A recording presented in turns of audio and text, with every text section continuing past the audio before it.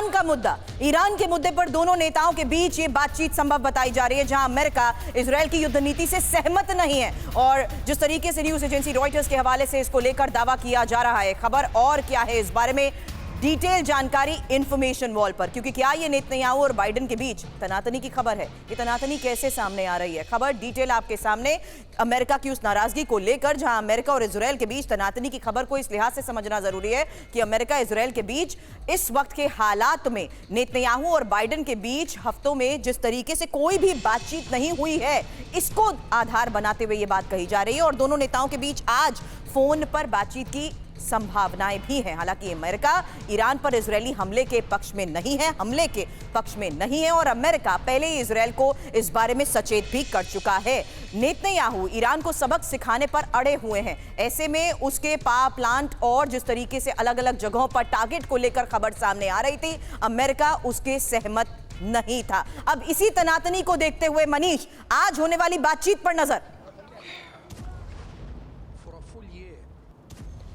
बिल्कुल, देखिए, इसमें कोई दो राय नहीं है कि बेंजामिन नेतन्याहू और बाइडेन बहुत मामले में सहमत नहीं है, लेकिन वो एक मामले में सहमत हैं, वो ये कि ईरान एक बड़ा दुश्मन है, ईरान एक बड़ा खतरा है और इसलिए ईरान को काबू में रखना पड़ेगा। बाइडेन की तरफ से अगर आप देखें तो गाजा के मामले में वो जितने तीखे तेवर अपनाते रहे, उसकी तुलना में वो ईरान के मामले में थोड़े नरम रहते हैं, क्योंकि उन्हें पता है कि ईरान के साथ जंग में अमेरिका को कंधे से कंधे मिलाकर खड़े रहना होगा। वैसे एक बात यह भी सही है कि बाइडेन कितने साथ दे ना दे, लेकिन नेतन्याहू यहाँ पर रुकने वाले नहीं हैं, और ये बात उन्होंने गाजा पर हुए हमले के दरमियान भी बताया था, और ये बात वो ईरान के मामले में भी करने जा रहे हैं। एक बात तो तय है, देखिए मेरे पीछे मैं एक चीज़ दिखाना चाहता हूँ आपको। अमित, जरा दिखाइए, तमाम गाड़ियों को दिखाइए। देखिए, इस वक्त तेल अवीव से जेरूसलम के रास्ते में मुझे ये लोकेशन मिली है।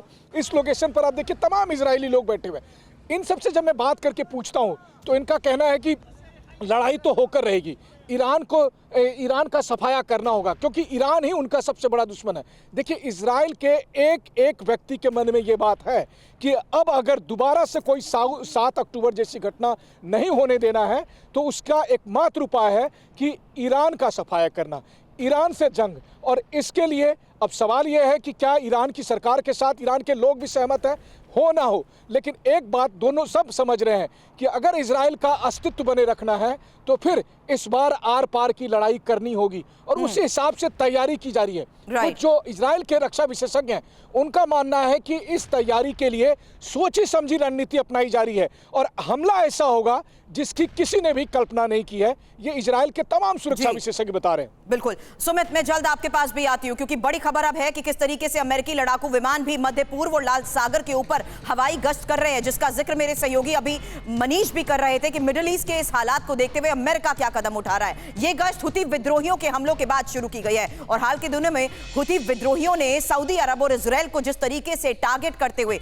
हमलों को अंजाम दिया है, हुती के हमलों की चपेट में अमेरिकी नौसेना के जहाज भी आए हैं। और इस हवाई गश्त का मुख्य उद्देश्य क्या है? लाल सागर में अमेरिका और उसके सहयोगी देशों की सुरक्षा सुनिश्चित करना, साथ ही इस शिपिंग रूट को सुरक्षित रखना, जो वैश्विक तेल व्यापार के लिए बहुत महत्वपूर्ण है। एक और इंफॉर्मेशन, क्योंकि हम मिडिल ईस्ट के इस हालात की बात कर रहे हैं, मिडिल ईस्ट में अमेरिका जिस तरीके से अपने फैसले ले रहा है, मध्य पूर्व और लाल सागर में अमेरिका की हवाई गश्त में कौन कौन से विमान शामिल हैं, यही डिटेल आपके सामने, क्योंकि अमेरिका के विमान अत्याधुनिक सेंसर और हथियारों से लैस हैं। ये विमान ड्रोन और मिसाइल और दूसरे हवाई खतरों को पहचानने और नष्ट करने की क्षमता भी रखते हैं, और इसके साथ ही फाइटर जेट समुद्री खतरों से भी निपटने में कारगर है। इन विमानों की गिनती दुनिया के सबसे बेहतरीन फाइटर जेट्स में होती है। हवाई गश्त में शामिल ये विमान है F-35, F-16 और F-15।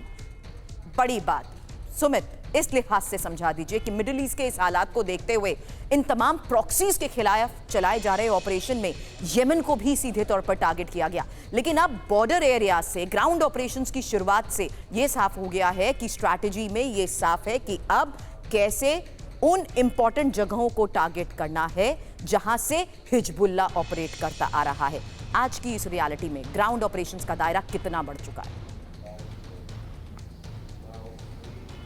देखिए बिल्कुल ग्राउंड ऑपरेशन का दायरा अभी धीरे धीरे लिमिटेड रहेगा, लेकिन जब तक इजराइल, मैं आपको सीधे तौर पर कह रहा हूं, ये पीछे का एरिया यानी दाहिया का एरिया को पूरी तरीके से फ्लैट ना कर दे, तब तक वो अपनी ग्राउंड फोर्सेस को आगे की तरफ मूव नहीं करेगा। और ये भी आप बात मान लीजिए कि ईरान के खिलाफ भी ऑपरेशन तभी स्टार्ट होंगे जब यहां से हिजबुल्लाह के पूरे पैर उखाड़ दिए जाएंगे। निश्चित तौर पर अगर आप इजराइल की स्ट्रैटेजीज को मॉनिटर करें पिछले 1 साल में, वो धीरे धीरे रहकर अपनी स्ट्रैटेजीज को आगे बढ़ाता है। वो पहले चाहे वो गाजा के अंदर आप देख लीजिए, उनकी टनल नेटवर्क्स को उनके कमांडर्स को मारा, उनकी पॉलिटिकल लीडरशिप को मारा, और शायद अभी यही चीजें अब वो हिजबुल्लाह के खिलाफ कर रहा है। इनकी पॉलिटिकल लीडरशिप हो, इनके लोकल लीडर्स हो, इनके कमांडर्स हो, इनकी जो स्ट्रेंथ है उस स्ट्रेंथ को वीक कर देना, उसको तोड़ देना, और उसी के बाद ग्राउंड फोर्सेस के साथ अपनी स्ट्रेंथ को होल्ड अप कर लेना। और उसके बाद मैं आपको बताऊं, इजराइल जाएगा, अगर जाएगा तो ईरान के पास, और ईरान के अंदर भी उसके ऑपरेशन इसी तरीके के टैक्टिकल होंगे। फुल फ्लेज वॉर के अंदर इजराइल अभी नहीं जाना चाहता, और ये भी मान लीजिए कि इजराइल ने लगभग